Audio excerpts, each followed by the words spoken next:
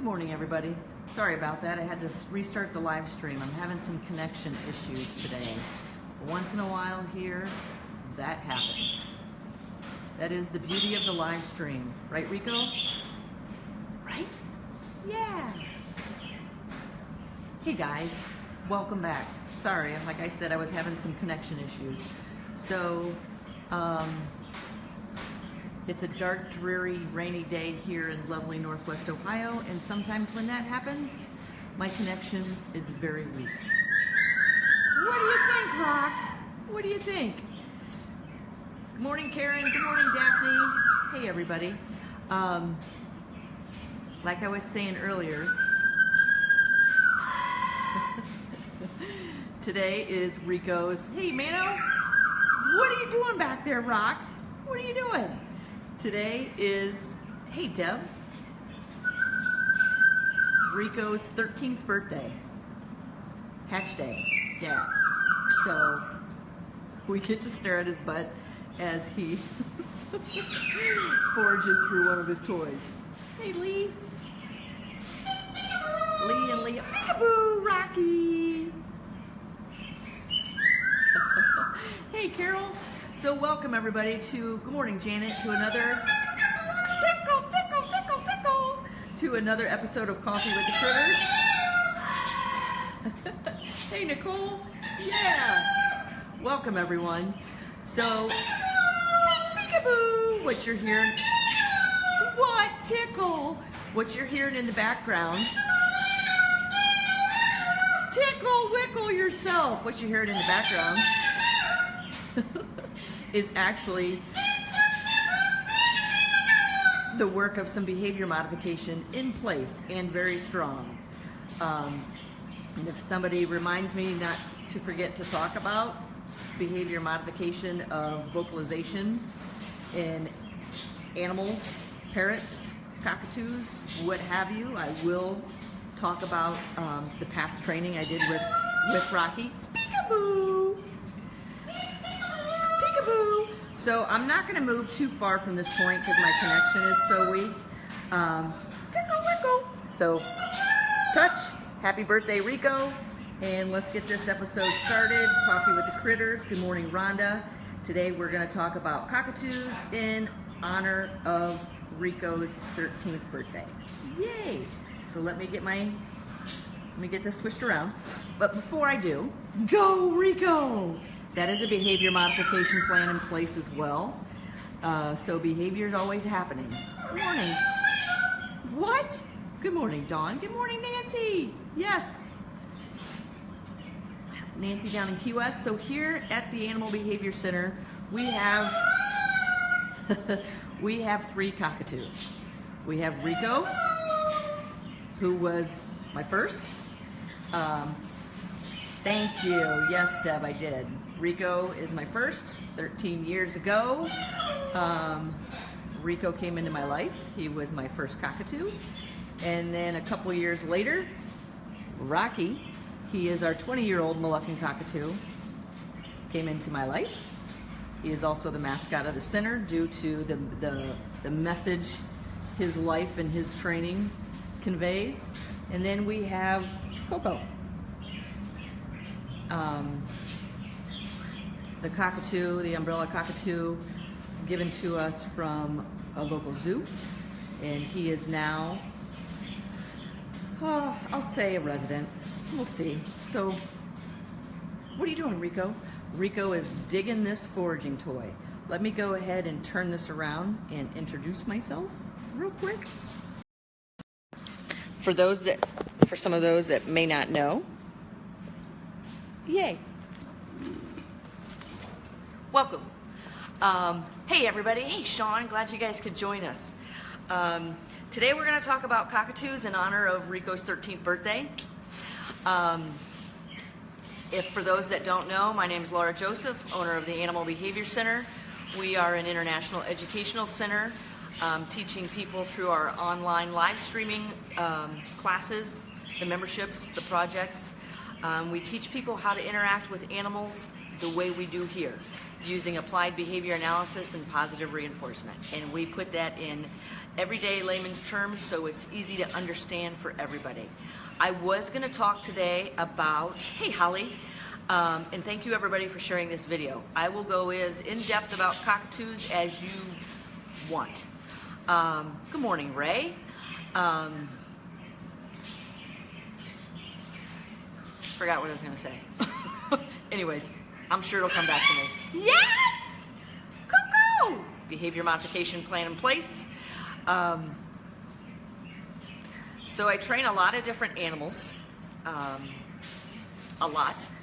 I specialize in exotics. What? And that is exactly what parrots are.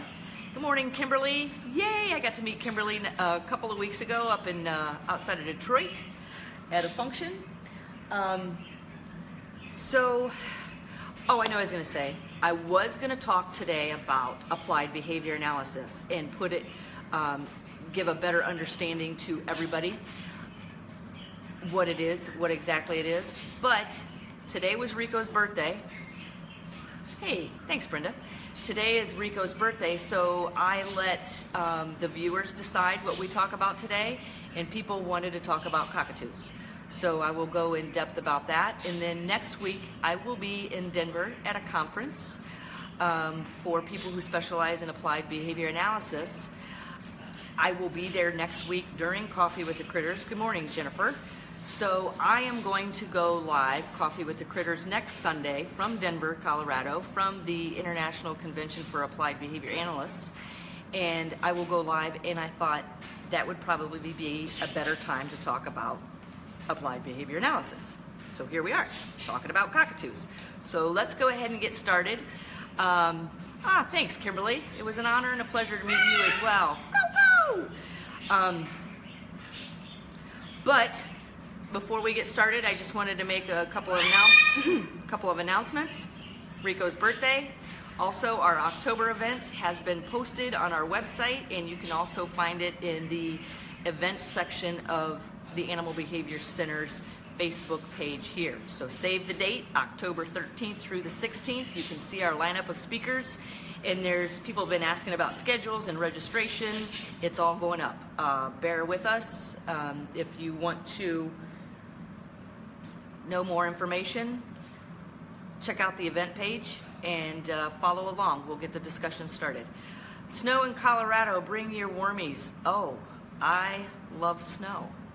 Imagine that. Yeah, it was 89 degrees here the other day and I was melting. Anyway, so let's go ahead and talk about cockatoos. If you guys have questions, put them up there. I'll start with saying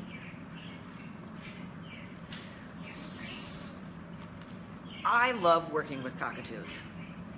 Cockatoos are the apple of my eye, of the whole animal world, of the parrot world, for sure. And there's several things that attract me to cockatoos. I love their complexity. I love their complexity. I love their antics. As I sit here, let me turn this camera around, showing Rico interacting with his foraging toy. And I can see him. Every cage here or enclosure is set up specifically based on the individual animal, how they move, if there's any disabilities. Because we are the Animal Behavior Center, we do work with several animals that have a history of behavior issues, and boy, is the parrot world peppered with cockatoos in the behavior issues. And I love working with cockatoos because of their level of complexity. I love their antics. I think they're very comical. Cockatoos are also very rhythmic. That's why you'll see me working a lot with clapping and my high-pitched tone of voice, and I interact with things that have a rhythm. That's why you see, if you Google cockatoos and music on YouTube, you'll see a lot, most of them are cockatoos dancing to music. I will use rhythm as a reinforcer to get behaviors that I need or want or the animal needs. Using rhythm is how I trained Rocky to enjoy taking a shower. And that's why when you'll see me giving Rocky a shower, if I do it now, the place is going to explode. You'll usually hear me go because that is a reinforcer for him. And Rocky, who is our 20-year-old Moluccan cockatoo, in the let me go ahead and address some things that are coming in. There's several pitfalls with working with cockatoos. There's several things that people unknowingly reinforce. There's several things that people unknowingly reinforce in cockatoos. I see it all the time on Facebook, and a lot of times I just don't comment, and I hope to lure. Sorry, my connection is weak. So if it keeps going out, bear with me, stay tuned. I'm just gonna sit here until it starts again. I see a lot of people sharing things where I think I see a stressed cockatoo, and a lot of times people think it's funny, but it's probably just a lack of not knowing. And hopefully this live stream can share a little more information on that. As you know, Rocky has some abnormal repetitive behaviors, and it's my connection, Daphne, if you guys can bear with me. Rocky has some abnormal repetitive behaviors, and I can see feather destruction. After you rule out anything medical, I can see feather destruction, mutilation, which are both really common in the cockatoo world. Feather destructive behaviors, mutilation, abnormal repetitive behaviors, a lot of vocalizations all of those turn into abnormal repetitive behaviors. I'm reading a study right now on, it's a tough study to read, it's tough. But it's with, I like to focus a lot of my work on working with animals with abnormal repetitive behaviors because, and that is so plentiful in the cockatoo world. Rocky used to do this thing where he would twirl and whip his head a lot. A lot of people will laugh at that, and when I see that, I just observe. I stand back and observe and watch and try to identify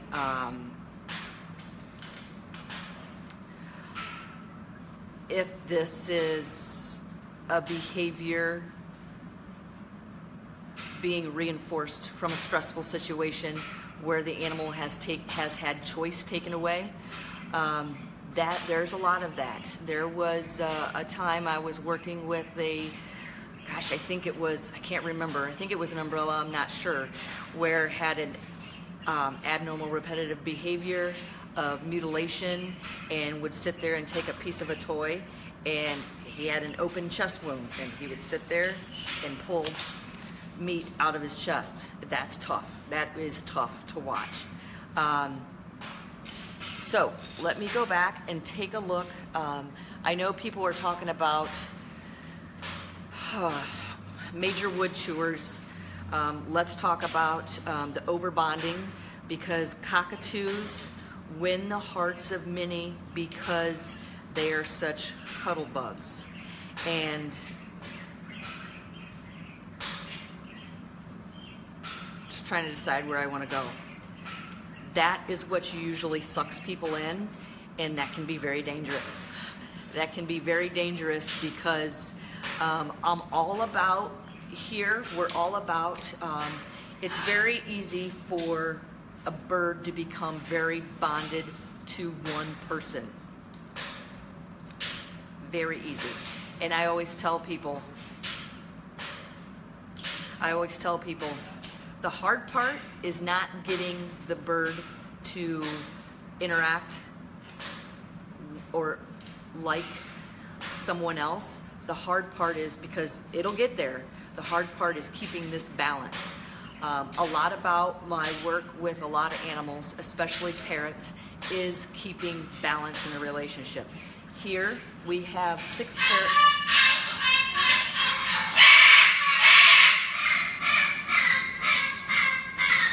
you're watching this live stream, you're used to these sounds.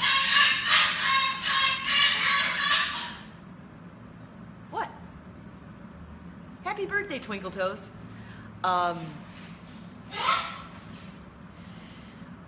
I see, that's Rocky.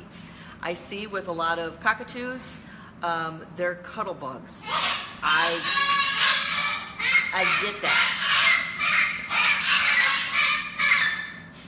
You see all my pictures with Rico. He's a major cuddle bug. Rocky wasn't. Rocky is now. There was a point where I couldn't, at one point,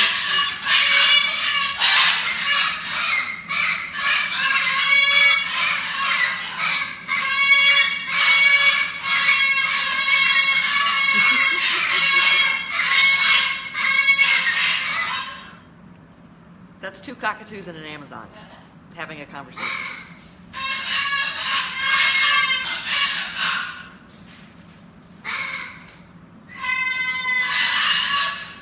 There was one point where,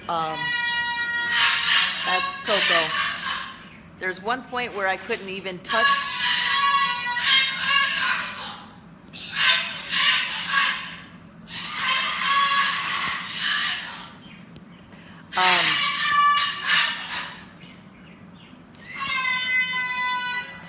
There's one point where I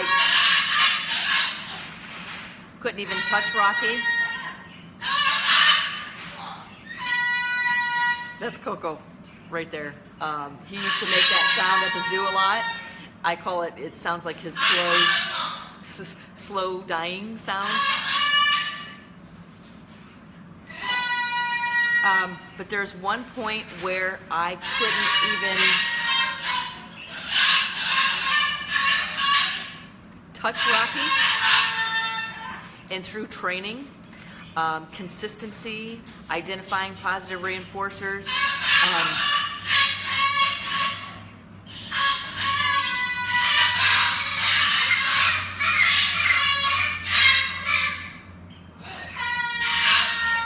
I am now able to use attention as a reinforcer to get behavior that I need from him.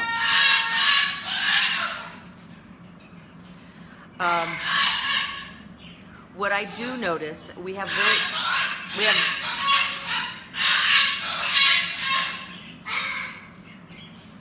very large cages here. I'm going to see if I change my tone of voice. We have very large cages here.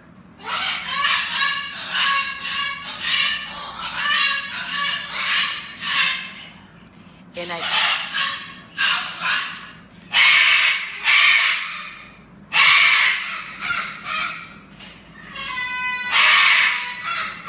that would be Rocky.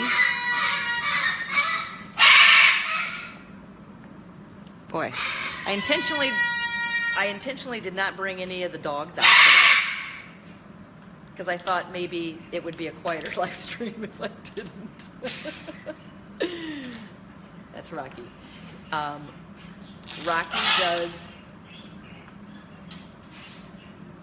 Rocky does a certain things where he's with his wings, and he came to us doing that, where he would throw his wings out. Watch him. He'll throw his wings out and have what sounds like a very angry conversation. But what I was trying to say is, when I first brought Rocky home,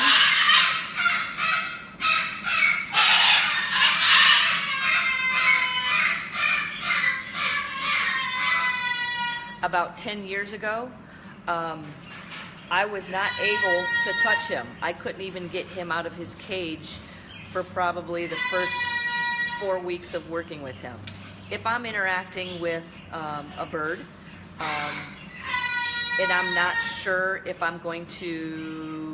if that bird is charging or lunging after me, I don't get them out of their cage until I can train them to do certain things to get them back into the cage. Because if I have to towel the bird to get the bird back into the cage, it's going to make my training a lot harder, because I'm also then setting up unpredictability for that bird and probably going to reinforce future behaviors of them lunging and charging. That's when a lot of people say cockatoos do things out of the blue. They say cockatoos do things out of the blue. Cockatoos get a lot of bad rap. And it's due to primarily, from the best that I have seen, people not being able to accurately read their body language. Cockatoos have a lot of body language. And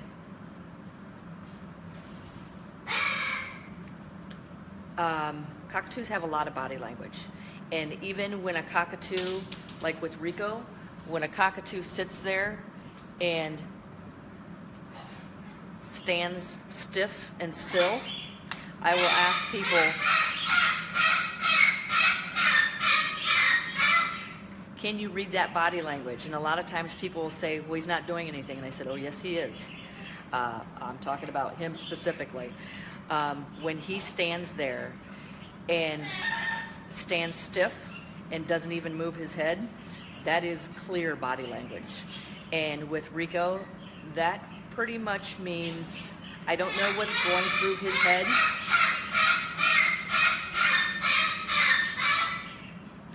I don't know what's going through his head, but I know what I'm not doing is going in his cage. Because that's clear body language that he's telling me he wants no interaction. And with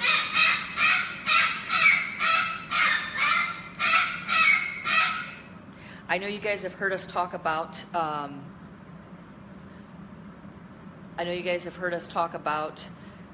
anthropomorphism before in the past, and what that means is putting human traits and characteristics on animals. Do I do it? Yes. Is it dangerous? Yes. I see it a lot in animals losing their homes because people are placing human characteristics on their animals. Let me give you an example. But the bird loves me. He's my baby.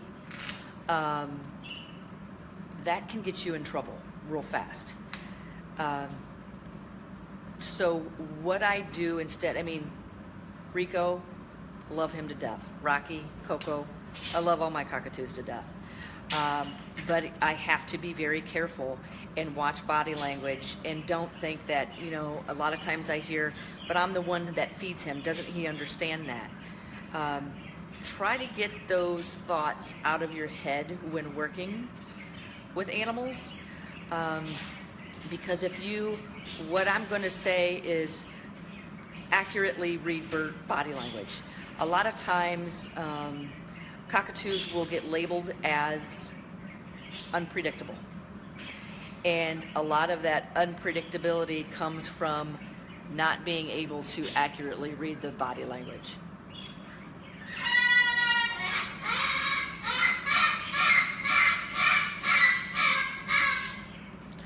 Rico, if I was going to label anybody here as unpredictable, it would be Rico. So I think I wrote a blog post out there called Putting Unpredictability on Cue. One of the things I do with Rico, I know from past experience what will happen. And certain times he would lunge at me, and I didn't see it coming. But that's when I was starting to read that stiff body language is pretty intense, clear body language, and I wasn't reading it correctly. So what I started doing, and what I do to this day, is if Rico wants me to come into his cage, he has to turn around. So I teach him before I go into his cage to turn around. I'm just scrolling through, there's a lot of comments. Before I go into their cage, I teach them, well, this is with Rico specifically, to turn around. And I will ask him, that's why I put, can I pet? on cue. I don't just reach in and pet a cockatoo or any bird or any animal. I usually ask them if I can pet first. So I train them, and that's a conditioned reinforcer. I pair this with, can I pet? I would love to take you over and show you what I'm doing with Coco, but my connection is bad. Yes, exactly, Adrian, in the cold, hard eye. When Rico does this, it means, I'm not exactly sure what's going through his head, but I know I'm not going in his cage. The shape of the eye changes. The feather placement.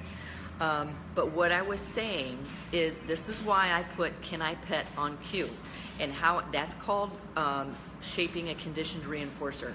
So much of what we do is conditioned reinforcers, and cues are conditioned reinforcers. It's when you pair a once neutral stimulus with a positive reinforcer.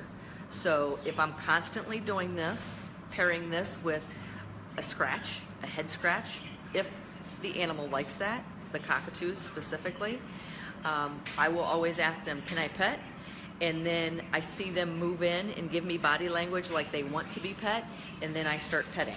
So that way, the reason I do that is because if I need to see what I'm getting ready to walk into, I will ask the cockatoos, can I pet? And if they don't move in for a scratch, that's pretty clear communication for me.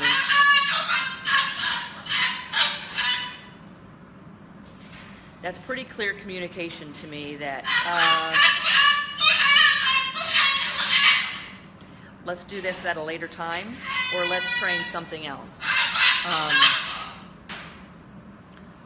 Yes, practice the conditioned reinforcers, and practice makes perfect. So many times, I tell people, you can be this is about cockatoos anyways, you can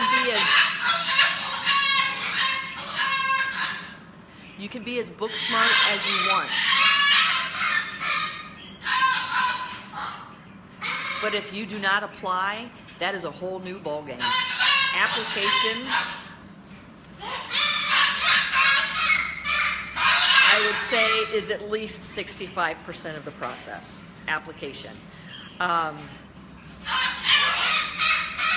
Yeah, and it gives, hey Angela, it gives them choice, control, and complexity.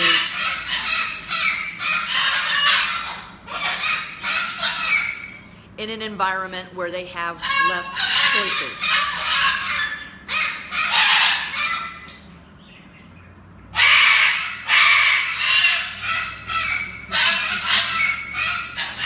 Good morning.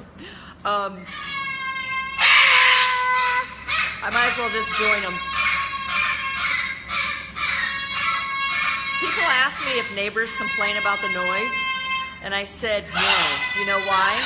Because I just join in with the cockatoos. Then people think you're crazy, and they just stay away from you.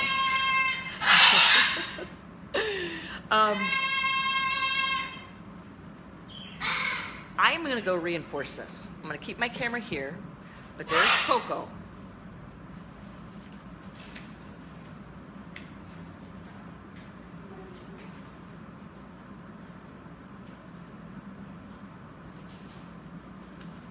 So I'm asking him for a pet.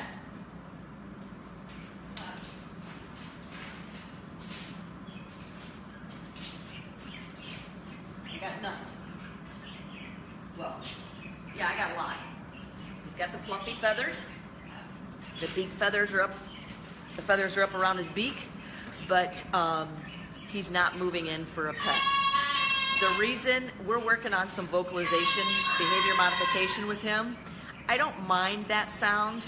I would love it to go away eventually, because it, and it is. That's a sound he used to do all the time at the zoo. Now he's doing a lot of different sounds. Good morning, Christine. He's doing a lot of different sounds. He is sitting on his station, and those of you that are in the Parrot Project know that I want him off the ground and on his station. So we're trying to bring him off the ground through toy placement. and making enrichment based around his individual abilities. So a lot of times when, cockatoos come, I see a lot of behavior issues with cockatoos, especially the noise. Another one is chasing and lunging after feet. Another one is very common with cockatoos is nesting. People unknowingly reinforce nesting behavior. I do not like to see, we do not breed here. I do not like to see cockatoos on the ground.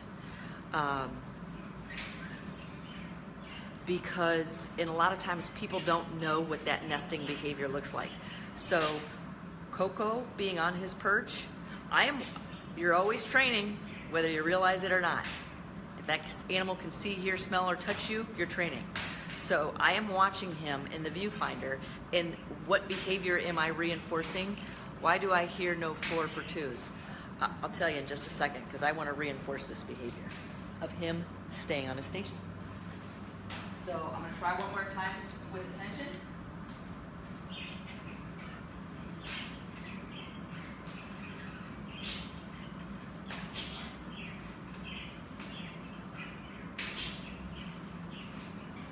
So that reinforcer, and this is why I tell everybody, gather your list of reinforcers, because what works at one time may not work in about another minute. So I'm moving on to reinforcer number 2, pine nuts.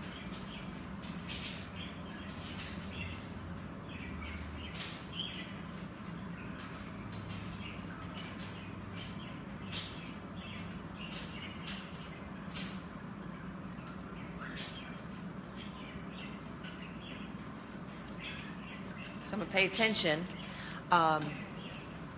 So a reinforcer can also be attention for cockatoos. Attention is a big reinforcer for many cockatoos, and so many times people unknowingly reinforce very undesired behavior.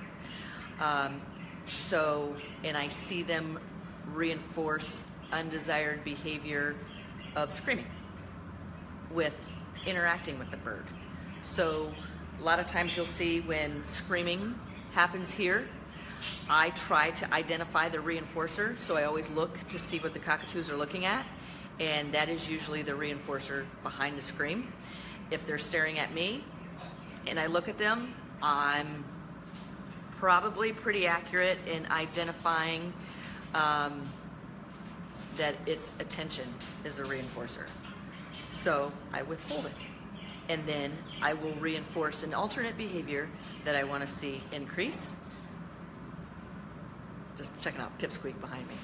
I will reinforce an alternate behavior that will give the animal what it's searching for. So just like I just gave a pine nut and tried to give it to him via my fingers, nothing. Hey, Bruce.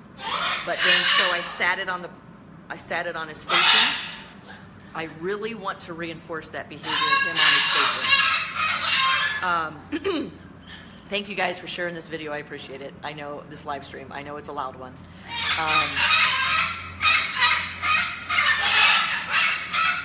What do you think?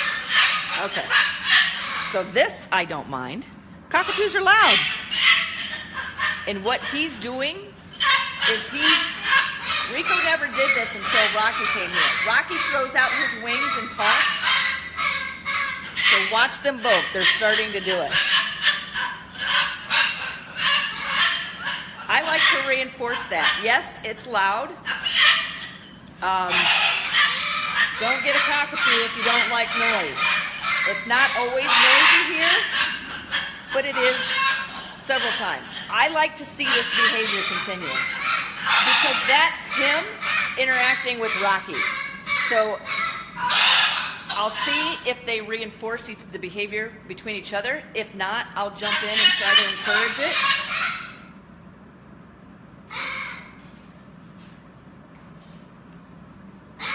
What are you doing?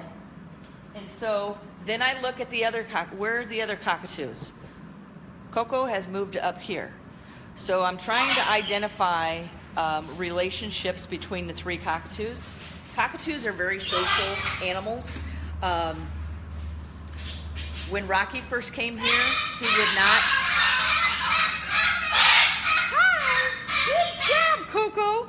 So I'm always paying attention to behavior. Coco moved back down to his station and said hi. I want that hi to replace the sounds I want to go away.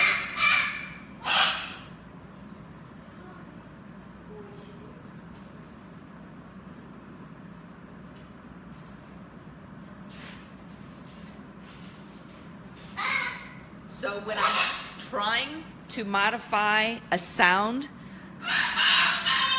of a cockatoo, what I do is extinguish the undesired behavior, and well, I try. And what I mean by that is identify the reinforcer behind the scream, and then I do not deliver it. This is called differential reinforcement. Good job, Coco.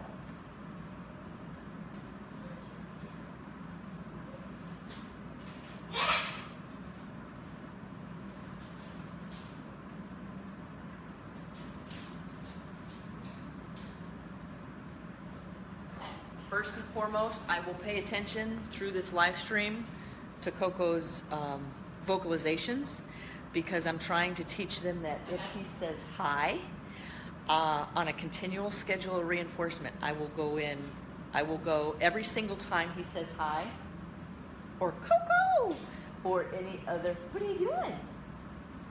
He's watching me. Let's see if I can get that going.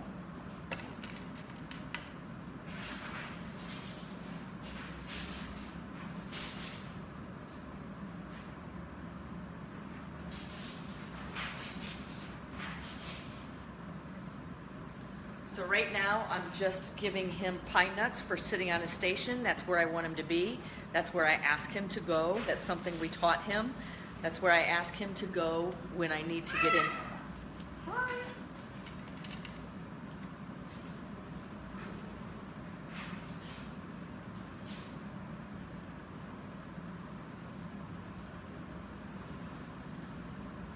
On his station is where I ask him to go when I need to get into his enclosure, because Coco moves fast, very fast. And I will not go in his enclosure when he's on the floor, because he will chase my feet. That's where anthropomorphism can get you in trouble. If I say, hi,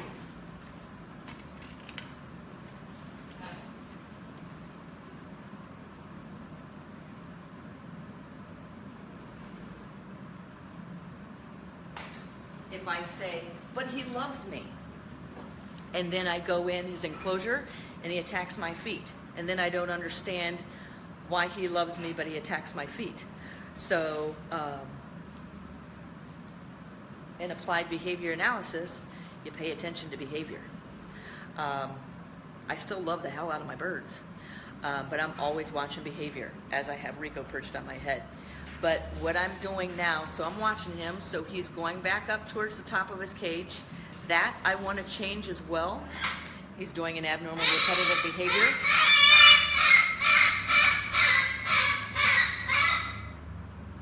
There's the scream that I want to go away. So what I was saying, when I change the behavior of a vocalization in a parrot, I will use differential reinforcement, and what that means is you identify the reinforcer. Let's say attention right now is a reinforcer, because right now I think I'm working with attention and pine nuts.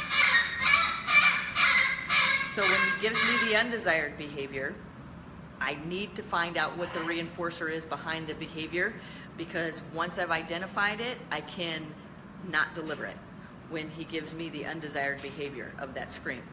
And then when he does an alternate behavior, and you usually pick one the animal already knows how to do, then you positively reinforce the alternate behavior. So the screaming is way up here.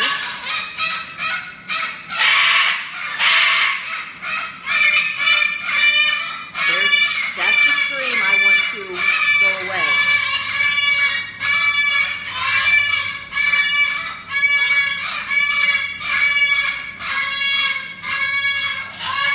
Very welcome, Donald.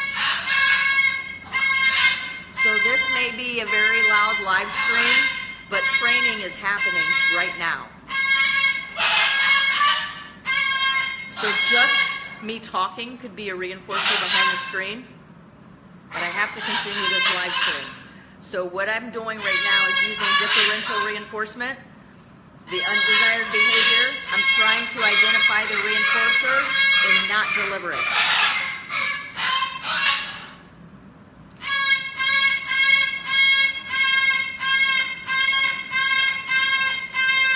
Then when he gives me the desired behavior, bam, bridge and reinforce immediately. Nancy says, Steve nearly lost his toe to a sulfur-crusted cockatoo on the floor here. Yeah. Rico and Rocky will chase your feet as well. I have trained them through the years using applied behavior analysis and positive reinforcement that feet now are an elevator ride to your hand. That takes a lot of consistent observation and training.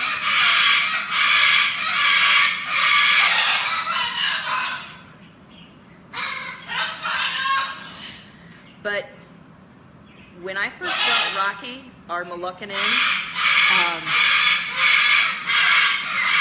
right, Diane, what you're seeing and hearing is called a history of reinforcement. So he's going back to his station. Pay attention to that. That is where I want him. Good job. Does that make sense?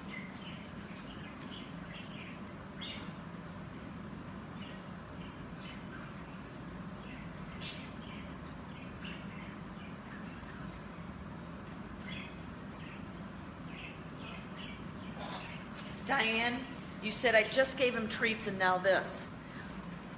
Coco, we think, is in his late 20s. We don't know much about Coco at all.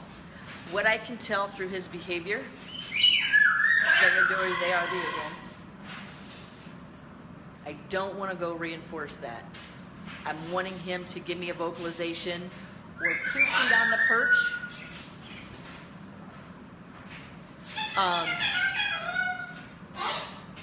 We don't know much about Coco. Look at Rico being so calm, cool, and collected on his birthday. What I'm dealing with here is a long history of reinforcement. This has worked for years for this bird.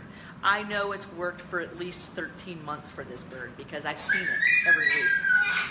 So the longer an undesired behavior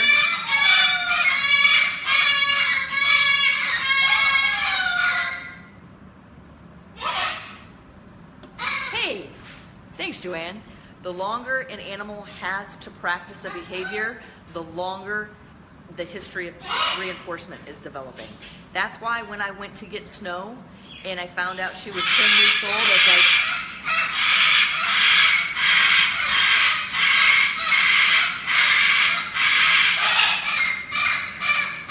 I couldn't get down there fast enough because she's already learning things. I just wanted to get her as soon as possible so I could teach her the things that are going to make her thrive here. Because once they,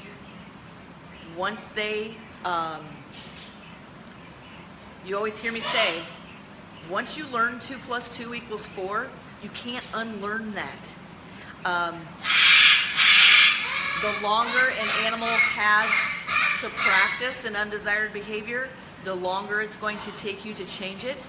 But from what I've seen, it doesn't take near as long to change it as it did for the animal to learn it in the first place. So I need to find another starting point with Coco because I think he's doing this out of frustration. So let me shape this.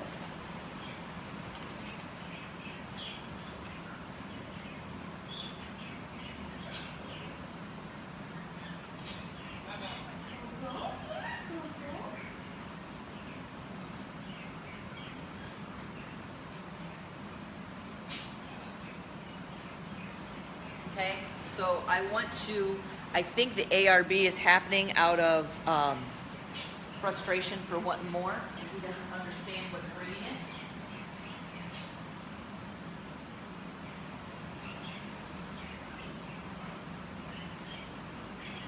So I'm making a quick decision. I don't want to punish the behavior of him on his perch. Good.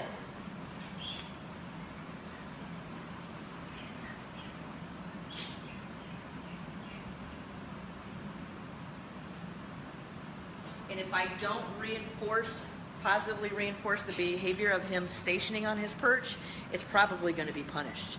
So that's telling me when he was doing those head swipes, good. So he's not doing them now.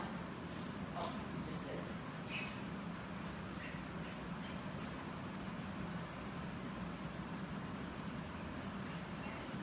So I'm trying to catch it before it happens and then shape period of time.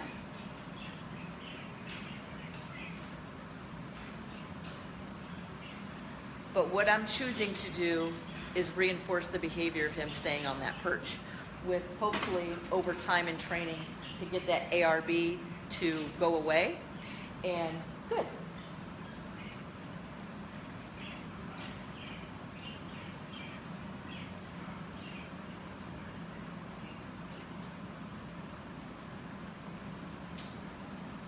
Get that ARB to go away. And if I, like you hear me say, is, thanks Adrian, if you want to change a behavior, you better you need to find an alternate behavior to replace that undesired behavior. Good.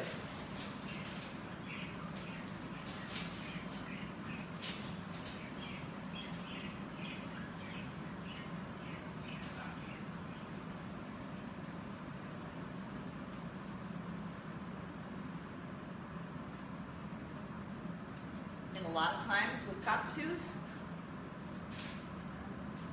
I think he just did it behind me, because I'm always listening. I'm always listening. I'm always watching. The pace at which you move around a cockatoo, a lot of times is a reinforcer for very undesired behavior. I remember my cockatoo liked to do head swipes, not noisy when he did it, mostly when he was doing some of his tricks and music. So you see Rico on his station. So I'm paying attention to that because Rico's like, I want to do something too.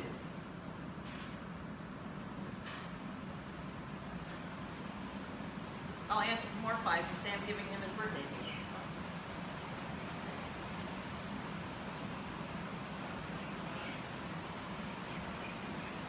Cockatoos are very social, very cuddly by nature. Well, wait, I don't know. By nature, they're very social animals.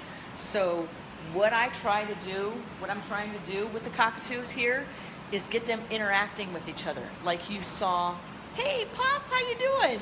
Like you saw Rico and Rocky doing. That was through a history of training. Hi! There's the sound I want. Attention, higher pitched tone of voice. I came over immediately. Good boy, Coco.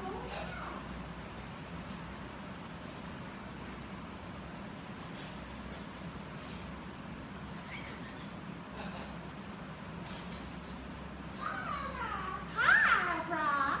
Pay attention to that. Nice job, Rock. Good boy. Good one too, mister.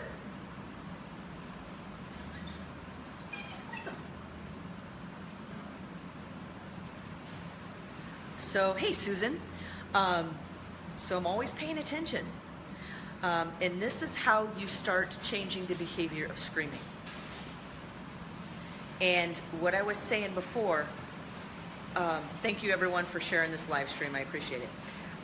One of the first things, I did it with, when Rocky first came in, I'm doing it with Coco. One of the first things I'm doing is making sure I reinforce them interacting with each other in a way that I can best observe that is going to do them both for the well-being of their future. That is why we intentionally moved Coco across. Good job, Coco. That's why we intentionally moved Coco across from Rico and Rocky.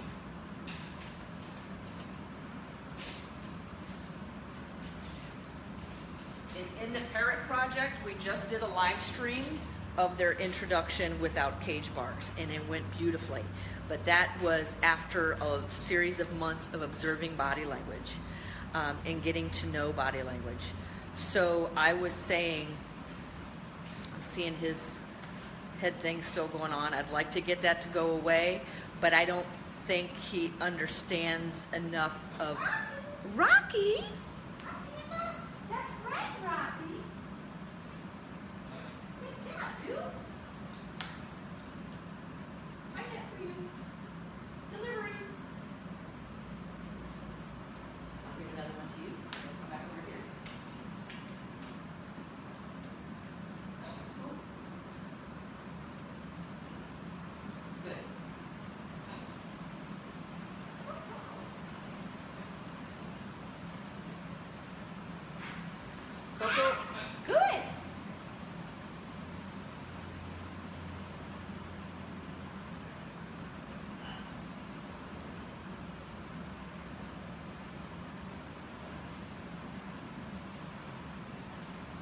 So he's thrown out the hi 3 times now.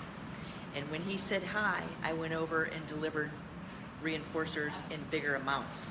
So I'm trying to communicate with him. Contingency. When you give me the hi, boom, boom, boom, you're getting 3 pine nuts. If you stay on your perch, I will reinforce once in a while. Hi, Rocky!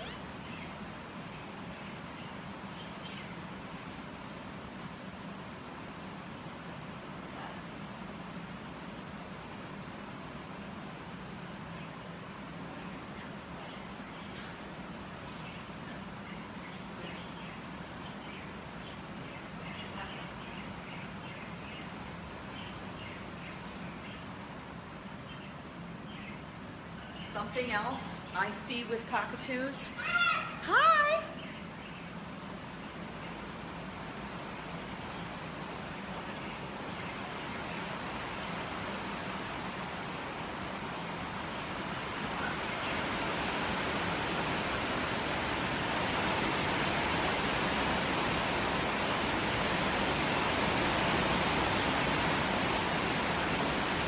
That sound you hear is rain. It's really raining hard here. Even though I'm listening during the live stream, I am so in tune with Coco right now, listening to him, because right now is extremely important to make sure I am reinforcing 100% of the time. Yeah, that's rain.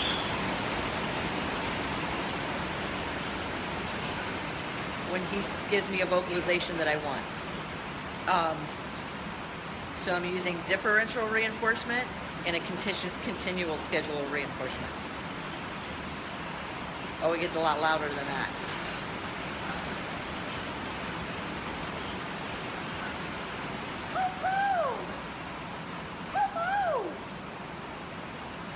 So you've seen the behavior of him staying on his station. You saw in the beginning, he was down on the ground. Animals, Rocky.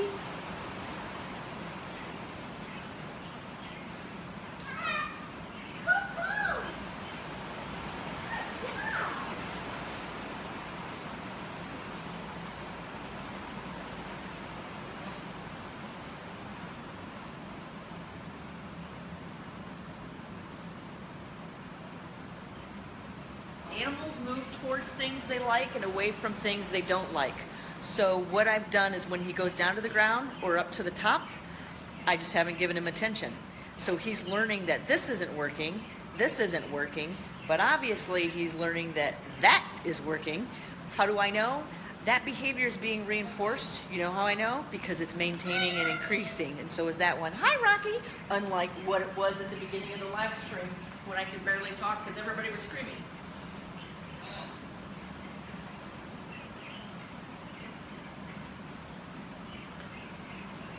I'm going to reinforce for him to stay on the station.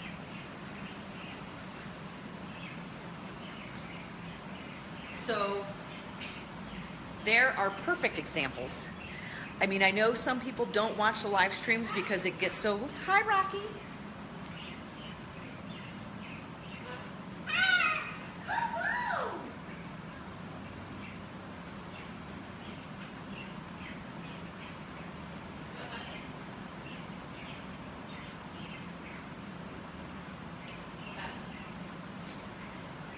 I know some people don't watch the live streams because it gets so loud, but if you have parrots, you might want to stick around because, hi, Rocky.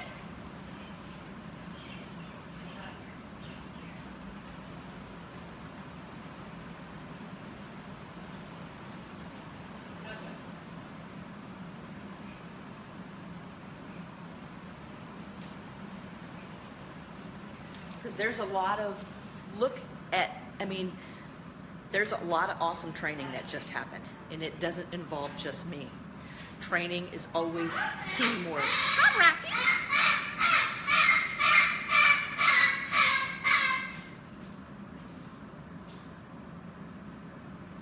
So in this live stream,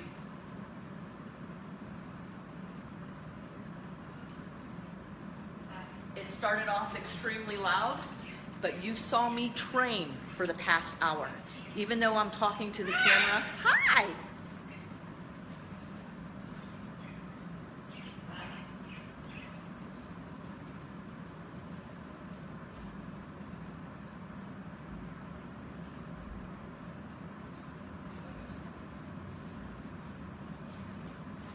Even though I'm talking to the camera, my number one priority here is paying attention to what's going on with the animals. Rocky!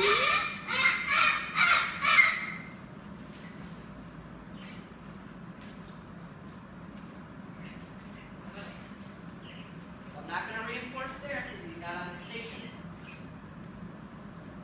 On your station.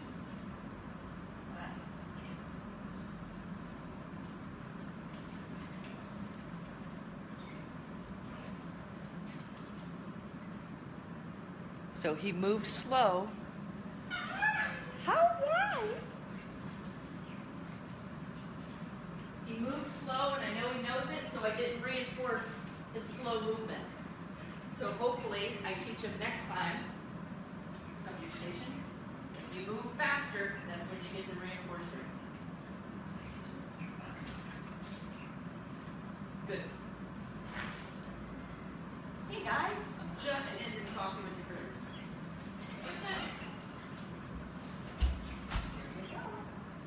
So anyways, come on in. It's 10 o'clock. Karen and Sandy have just shown up. You guys have any questions, let me know. Karen's here. Go.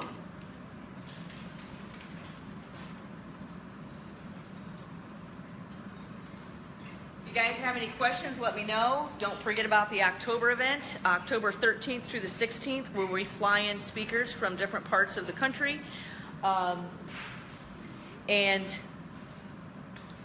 To talk about things that I want to learn more about, and then I think other people might really benefit and learn about. I hand pick my speakers every year, our speakers. And if you want to learn more, take a look at the Parrot Project. This is what we do. We do this stuff. We just had several live streams in the Parrot Project yesterday. You can find that at theanimalbehaviorcenter.com. And with that being said, happy birthday, Rico. Touch. Good boy. I'll go back and look through and see if I didn't, if I missed some questions. Thank you, Susie. I hope you guys benefited from this. If you guys know of anybody that are having behavior issues with animals, with parrots, with cockatoos, please share this live stream with them. You saw some great behavior modification taking place in the past hour. All right, happy Sunday, everybody. See you guys. Happy birthday, Rico. Bye.